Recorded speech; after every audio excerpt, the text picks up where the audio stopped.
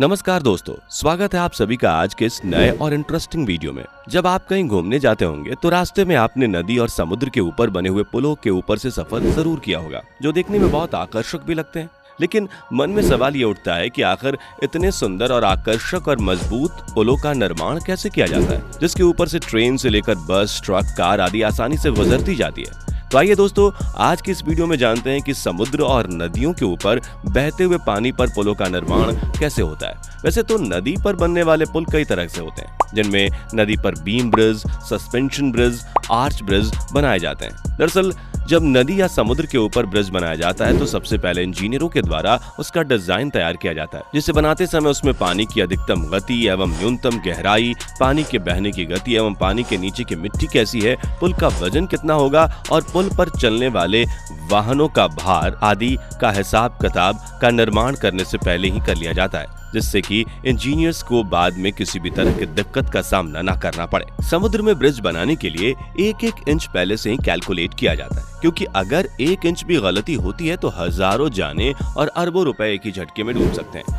आपकी जानकारी के लिए बता दें कि चाहे घर एवं बिल्डिंग की कंस्ट्रक्शन हो या फिर ब्रिज, इन सब में एक चीज कॉमन होती है और वह चीज है इनकी फाउंडेशन। जैसे कि फाउंडेशन के बिना किसी भी स्ट्रक्चर को नहीं बनाया जा सकता, वैसे ही बिना फाउंडेशन के ब्रिज का कंस्ट्रक्शन का काम करना बिल्कुल भी नामुमकिन है। अब सवाल ये आता है कि समुद्र और नदियों में बने ब्रिजेस की फाउंडेशन तो पानी के अंदर होती है, लेकिन ये इतने गहरे पानी के अंदर कैसे बनते हैं, जो इतनी सुंदर और मजबूत होते हैं, जो पानी के लहरों के बीच भी पुल को मजबूती से पकड़े रहती हैं। तो दोस्तों, पानी के नीचे कंस्ट्रक्शन करने के लिए इंजीनियर्स का सबसे पहला और चैलेंजिंग काम होता है पानी की गहराई नापना, साथ ही साथ पानी के नीचे जमीन कैसी है इसके बारे में पूरी इंफॉर्मेशन कलेक्ट करना।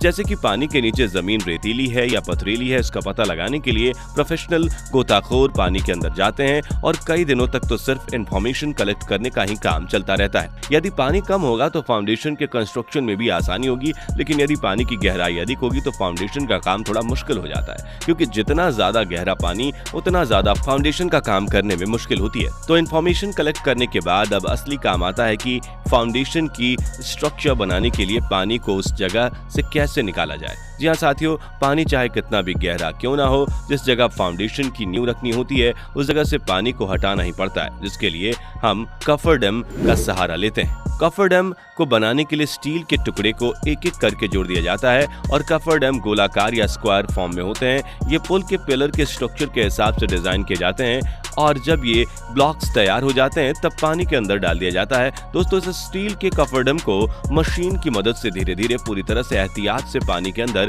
डाला जाता है ताकि ये अच्छी तरह से सेट हो जाए। इसके बाद मोटर और पंप के जरिए इस पूरे प्लांट के अंदर का पानी बाहर निकाल लिया जाता है, जिसके कारण यहाँ पर एक खाली जगह बन जाती है। इसी तरह खाली जगह पर पिलर बनाने का काम शुरू हो जाता है। ऐसे ही हर पिलर को बनाया जाता है। हालांकि हर जगह पर इस तरह के काम नहीं किए जा सकते। अगर पानी बहुत गहरा हो तो कफर डैम जैसी कोई भी चीज नहीं डाली जा सकती। जैसे समुद्र में पिलर बनाने के लिए समुद्र के तल में सबसे पहले कोई ठोस जगह देखी जाती है, उसके बाद उस जगह पर लोहे के मोटे मोटे पाइपों को डाला जाता है, जैसे कि हम सब बोरवेल करवाते हैं। ठीक उसी प्रकार समुद्र में भी उन पाइपों को डाला जाता है और फिर उन पाइपों के अंदर कंक्रीट भरा जाता है। ऐसे बहुत सारे पाइप एक दूसरे से सटा कर डाले जाते हैं और जिसमें कंक्रीट भर दिया जाता है और बस अब मिलकर एक पिलर का निर्माण करते हुए समुद्र पर पुल बनाने के लिए रास्ता बनाते हैं। ब्रिज का आधा काम समुद्र या नदी पर किया जाता है और आधा काम दूसरी साइटों पर होता है, जहां पर पुल का ऊपरी हिस्सों का ढांचा तैयार किया जाता है, जिसके बाद उन्हें बड़ी बड़ी क्रेन मशीनों के द्वारा उठाकर उन पिलरों पर रख दिया जाता है, जिससे कि एक पुल का निर्माण होता है। दोस्तों, कई स्थितियों में तैरते हुए कफर डैम भी बनाए जाते हैं। उसके नीचे कुछ ऐसे उपकरण फिट कर दिए जाते हैं जो पानी के ऊपर तैरते रहते हैं या फिर जहाज की मदद से एक जगह से दूसरी जगह पर ले जाया जाता है, जिसके बाद इंस्टेंट रोटेटर बनाकर पानी के अंदर डाल दिया जाता है। दोस्तों, इस पूरी प्रक्रिया में काफी समय लगता है और ये काम थोड़ा खतरनाक भी होता है, लेकिन दोस्तों, जो लोग इस तरह के काम में लगे होते हैं वे काफी प्रोफेशनल होते हैं, जिन्हें इस तरह के चैलेंजिंग कामों के लिए तैयार किया जाता है। इसके बाद ही उन्हें ऐसे कॉम्प्लेक्स प्रोजेक्ट पर काम करने के लिए भेजा जाता है, क्योंकि अगर यह ब्रिज किसी नौसिखिए द्वारा बनाया जाए तो उसका नुकसान कई लोगों की मौत हो सकता है। अब हमारे अपने ही देश में मुंबई शहर स्थित Mumbai trans harbour link 22 kilometre लंबा 6 लेन का पुल है। इस पुल का 16.5 किलोमीटर हिस्सा समुद्र पर है और 5.5 किलोमीटर धरती पर। 18,000 करोड़ की लागत से ये पुल बनकर तैयार किया जा रहा है। कुछ मीडिया रिपोर्ट्स के अनुसार ये पुल 17,843 करोड़ रुपए की लागत से बनाया जा रहा है। तो दोस्तों, अब तक तो आप समझ गए होंगे कि इस तरह के पुल बनाने में इतने पैसे खर्च क्यों होते हैं। ऐसे में ब्रिज बनाने में खर्च के साथ साथ समय भी लग जाता है, लेकिन फिर भी कई बार ब्रिज फेल हो जाते हैं। इस चीज से बचने के लिए उचित तरीके से ब्रिज बनाना बहुत जरूरी है और ऐसे में वे सभी एहतियात रखे जाते हैं जो जरूरी है। तो दोस्तों, आज के इस वीडियो को देखने के बाद आपने पानी पर बनने वाले इन ब्रिजेस के बारे में कुछ नया और इंटरेस्टिंग तो जरूर जाना होगा। अगर आपको हमारा ये वीडियो अच्छा लगा हो तो नीचे कमेंट करके जरूर बताएं और चैनल पर पहली बार आए हैं तो चैनल को सब्सक्राइब जरूर करें। वीडियो को अंत तक देखने के लिए आपका बहुत बहुत धन्यवाद।